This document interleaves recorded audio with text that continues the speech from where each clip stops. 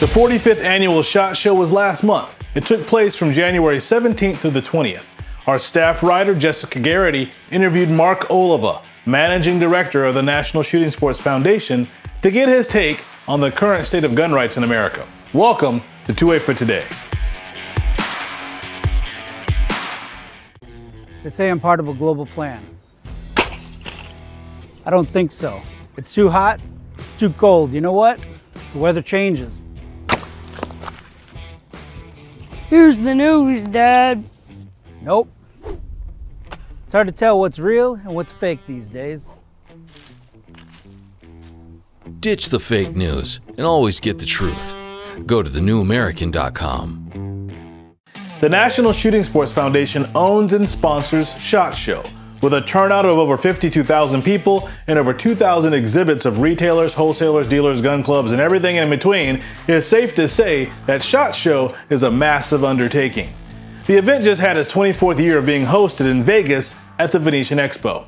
When describing the scope of SHOT Show, Mark Oliva, the NSSF's Managing Director of Public Affairs, calls it the Detroit Auto Show of the firearms hunting and tactical world. Exhibitors had over 816,000 square feet to exhibit their products. We have nearly doubled our floor space in the past couple of years by adding on Caesars Forum to the backside of the Venetian Expo. We saw that nearly 40% of the people who are buying handguns or firearms in 2020 were buying a firearm for the very first time. While this percentage dissipated a bit in 2021 and 2022, first-time gun owners are still a significant part of the market. So we asked Oliva what highlights from the show will be of particular interest to first-time gun owners. I think you're seeing a lot of new product out there that is meeting the demands of some of our customers, particularly when it comes to self-defense. You're seeing a lot of new offerings when it comes to self-defense use handguns, concealable firearms. I think you're see a lot of some of the traditional makers of long guns start to re-enter the handgun market, starting to be able to compete in that space. And I think competition across the board for all our manufacturers is always good. It forces them all to drive to build a better mousetrap, if you will. So they're all trying to make a better product for our customers and make sure that they can meet the demands of our customers. I think you're also seeing a lot of movement in the safety space. You're seeing new rails for a lot of firearms. You're seeing more offerings in suppressors. You're seeing more offerings in precision bolt rifles for those who are interested in hunting and in competition shooting. So, overall, all of these things are driving better technology to make better handguns, better ammunition to serve today's market. Oliva said this was the second year that the event hosted a governor's forum, and 7 governors participated this year, who've all seen success with attracting business to their states, thanks to large part to their respect and support of our God-given right to keep and bear arms. And we've had some significant moves announced. Several years ago, we had Weatherby Manufacturing to make their announcement that they were going to move out of California to Wyoming. And that announcement was made by Adam Weatherby, standing next to then Governor Meade out of Wyoming, right there on the SHOT Show floor. Wyoming is one of those states that's been very successful. They've attracted Magpul, High Vis, Stag Arms, Weatherby, and several others that are looking at doing business in those states. Georgia is another one of those examples of a state that has been very successful in attracting businesses to them.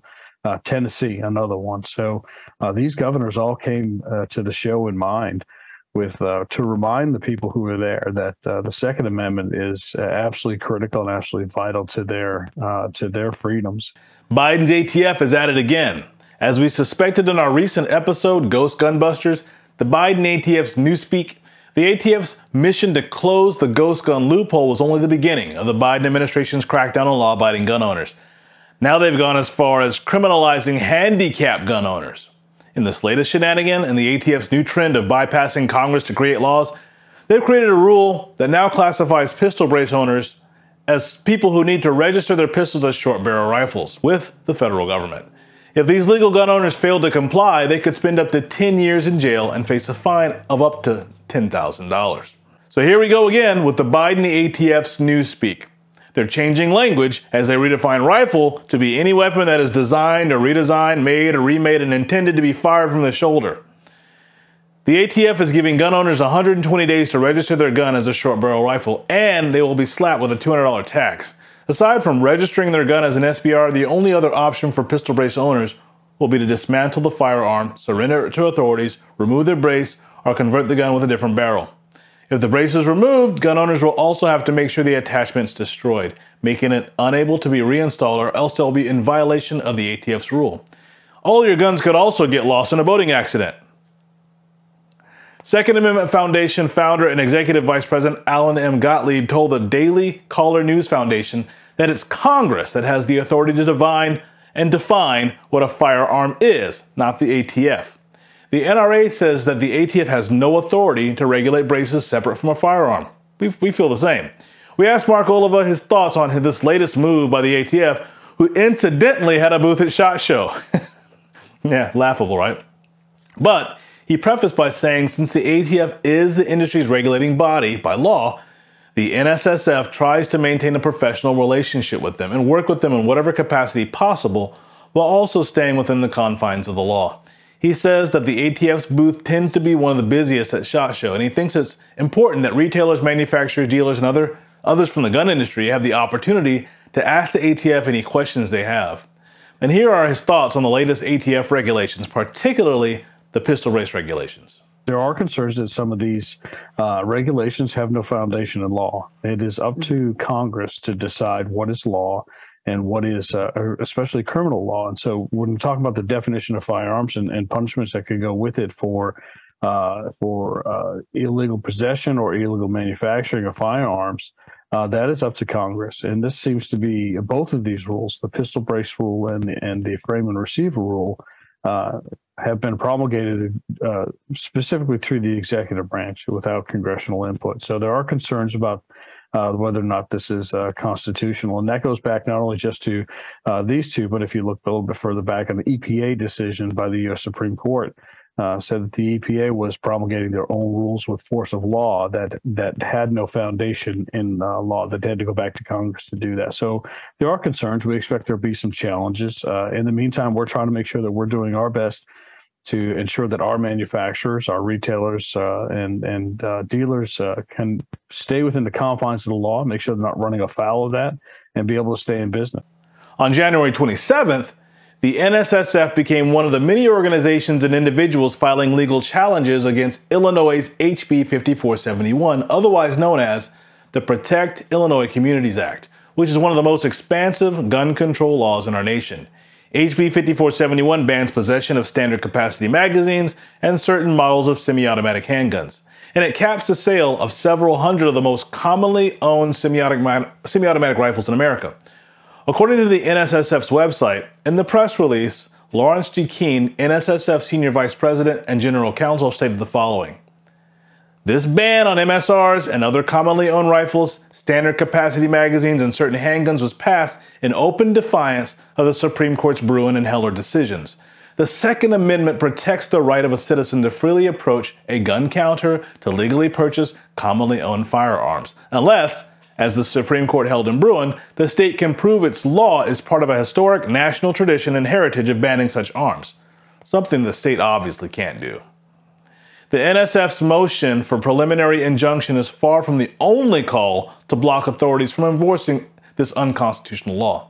Just this past week, after two very significant lawsuits were filed against HB 5471, a temporary hold was placed on the law for over 1,000 plaintiffs, which include former GOP gubernatorial candidate Darren Bailey, dozens of firearm dealers, and 2 Illinois state representatives.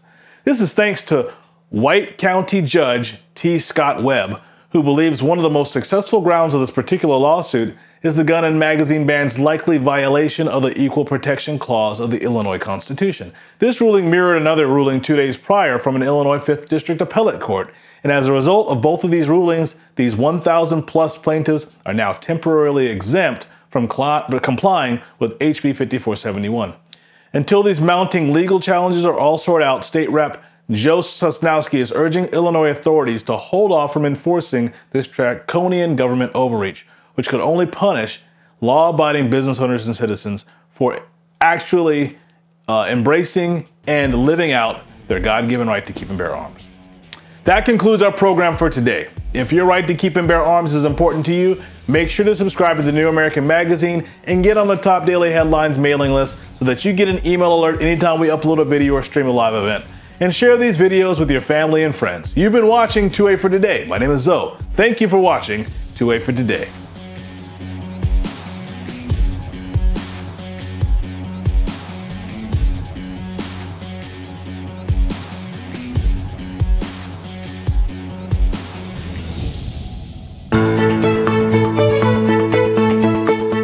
Hi, I'm Alan Keyes. I'm the host of IMTV's daily talk show about news and events in America. And I want to say a good word for the New American Magazine. Not only because Alex Newman has joined us as somebody who is periodically hosting a show, but because New American Magazine represents a alternative media that is willing to tell people the truth. With so much fake news spreading about, and the fact that right now this country's in an existential crisis, we remember who we are and where we come from and what our principles are, or we die. Reading New American Magazine can keep you up to the minute on the issues that are challenging us as a people and on which that survival hangs. You can check it out and subscribe at www.thenewamerican.com.